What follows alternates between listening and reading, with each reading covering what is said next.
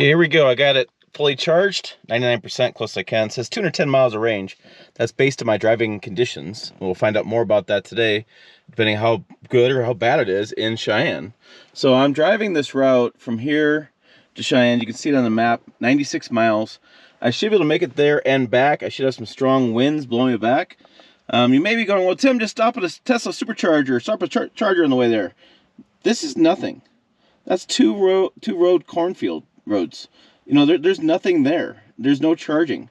There may be a charging in Cheyenne, and there's a charging up in Lusk, but I have no choice. And I have to be back by 3:30. So, it's gonna be tough. Hey, it's Tim, Pickup Truck Plus SUV Talk. I'm taking this Nissan Ariya to Cheyenne today for a doctor's appointment. Then I have to go to Sam's Club, and I have to come back here, be back here by 3:30 in the afternoon. So I have a lot to do today. I wonder if I can make it. That's going to be a little challenging with this vehicle. Hopefully I get more range as I drive. It doesn't go down. I am driving from about 3,000 feet up to 6,000 feet for Cheyenne, maybe about 4,000 feet to 6,000 feet. I'll be driving about 70 miles an hour. Hopefully I can get there, run my errands, turn around and come back. Just enough range to get home because, again, I don't really have much time to charge and there's no charging. So this is like, can he do it? Will he make it back? Will he end up in a fiery crash? Yeah, what's going to go on here? But before I head out, let me just show you the Nissan Ariya right here. And I'm going to shut my garage door. Digital mirror, which is interesting. It's square. That's a little strange to me. So there goes the, these haptic controls. You just kind of put your finger on them. And then you go up. It heats up fast as you would an EV. Interesting little placement here. This is open and close. I don't know what that for. There's another glove. Is there another glove box over here? Yeah. So you have two storage glove boxes, two areas. This thing actually slides forward and back. Maybe there's more controls for the rear seats. It's platinum version, so I have heated seats back there. I can just barely make them out. And so yeah, nice suede interior. I like the look of this. Let me show you the exterior real fast. A little dirty, but I just want to make sure I point out this blue. I like this blue. That's the way it looks. The wheels are really unique. These are your EV wheels, right? I got the grille that's covered because EV, I don't need airflow. The Nissan hamburger badge, the LED light strip signature there, daytime running lights. Oh, I got a little dirt on it, so look at how it looks, a little mud in tires. There you go. Charging port there. The mirrors, kind of interesting roof line. It's really black and blue. I like the overall look and styling of it. And Nissan Ariya, and this is all blacked out, platinum Ariya there, Nissan there. So that's what we're driving. So let me go ahead and get down the road and I'll talk to you on the highway and we'll talk more about how this drives. Here's what I was saying. Here is that road of the 2-lane road out here through the cornfields. Yeah. See any charging stations around here? See a lot of cows, a lot of manure. But yeah, corn, wheat, no charging. But yeah, just doing 65, get this turn over here and keep on our way. Darn traffic jams out here. Move it, get going, move it, move it. So this is odd. Somehow, right there you can see the blinking light. I've lost cruise control. I go to set cruise control and it flashes at me. I can't set it. So when I get to Cheyenne, have some time, I'm going to check and see if it's got a regular cruise control, not this Nissan 360 adaptive cruise control. So I don't need all the technology. I need it to work. Like, what happened? What did I pass? What's going on? Did I have a bug up there or something? I don't know. This is really strange.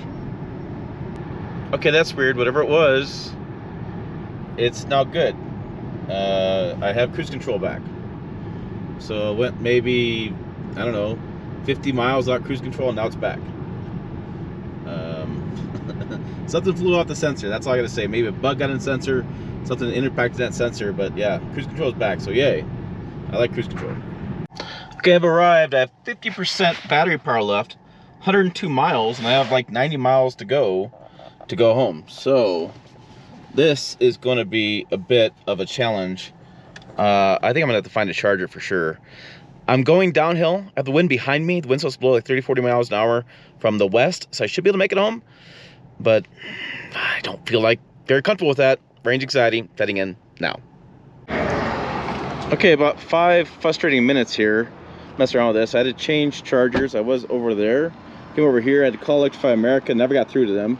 Finally, through an act of God, apparently, I was able to start this through the app, and it's charging. So, I'm gonna give some time, because I definitely need more than 49%. I'm gonna go look around Target. Yeah, kill some time. Okay, I'm gonna go ahead and stop this. Almost got $10 spent, 23 minutes of charging, and at 25%. So charging is stopped, and it should disconnect here. So we'll take the charger out. Let's see if I can, oh, it comes right out, perfect. So then, oh, that's right. Excuse me, pardon me, excuse me, pardon me, excuse me. Okay. That's not how you're supposed to do that, but that's how we did it this time. All right, let's see what we got for range.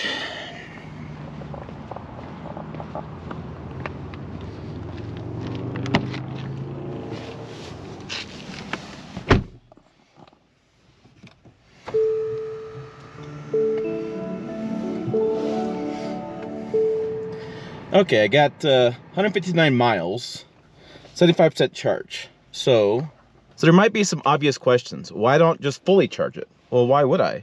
I can just get home, and charging at home is a lot cheaper than doing this fast charging. So I see enough range to get home. That's the thing with EVs a lot, is that you're not going empty to full, empty to full. People keep saying, well, I can go fill up my gas truck in 10 minutes or whatever it is.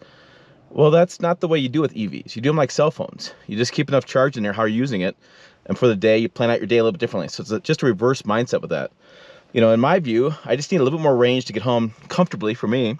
So I spent 10 bucks. I went and got a Monster that I was getting kind of tired. Went and peed, got a Monster, came back out, sat in the car for 10 minutes, and that's about how long it took me to get this 25% more charge, which is only, again, 50 some miles. But in my case, 50 miles really matters. The difference between being inside the road or getting home.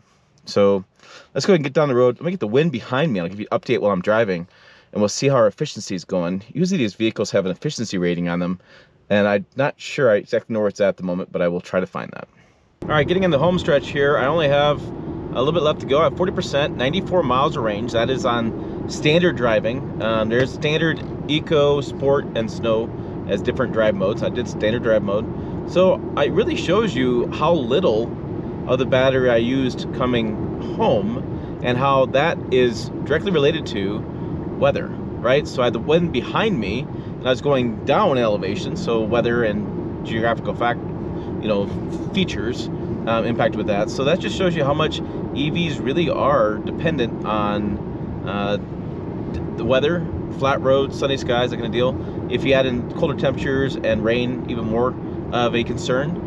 You may be saying, well, a gas vehicle does the same kind of result where it loses range as it gets bad weather, and I would agree with you, but there's currently, in the state of this infrastructure, there's a lot more gas stations that fill up faster than EVs do. That's just what it is. So, I mean, it does work. You know, so I drove 90 miles there, 90 miles back. I mean, Cheyenne's a fairly typical city I go to once every couple months. Got all my Sam's Club back there. It's no Sam Club. It's the best doctors in a relatively term. That are down in Cheyenne, even down in Fort Collins. We go down there quite a bit for different doctors and needs. So yeah, it's just kind of a standard trip for me. So I don't know, it's kind of interesting. I was watching the mileage as I was driving and just remarking about how little it was actually going down. But the rest of the EV, right? Smooth, quiet, powerful, all things you expect from an EV. Seats have been pretty comfortable. I have had my butt group a little bit. Had to kind of build it in a little bit. It was a little bit hard when I first got it, but now we're at 725 miles in this vehicle, and the seats are kind of breaking a little bit more, so happy with that. Happy with the room in the back. All my groceries fit. And yeah, I mean, it drives well, handles well, corners well. As far as for just a two-row SUV, it's not a sports car. I don't have any concerns besides the $56,000 price point, which to me, EVs are just still too expensive. And a little concerns of range anxiety, especially in the wintertime out here. I don't know if I'd make it to Cheyenne as well as it did today. Now, as far as costs go, I spent 10 bucks to add 25% battery charge at a DC fast charger there at the Target. And I'm gonna spend pennies at home to get this to full charge. So if I were looking at it from a fuel efficiency standpoint, this thing rocks. I spent barely nothing to get to Cheyenne and back. As far as a driving standpoint, smooth, quiet, powerful. A lot of customers tell me that's what they want these days. This has got it. Technology works pretty good, except for that cruise control weird thing that happened. I'm not really sure what happened with that. Just a bug or something on the sensor in the front, and it just works. I still have my concerns about EVs. Like I said, infrastructure, price point. We have still a lot of things to work out with these, but I think this Nissan Ariya is pretty darn good. I think they did a good job with this. Getting in the marketplace. It's one of the first Nissan full electric EVs, besides the Leaf, that they're going to work on trying to get more mainstream, I should say. It's not so goofy as the Leaf was for many years. There's my thoughts on this. Check out more videos on this channel. Also check out them. They'll be like over here, I think, or there. I can't remember. I'm kind of cloudy after driving. Check out the forum.pickuptruck.com website as well. As always, thanks for watching. I will see you down the road.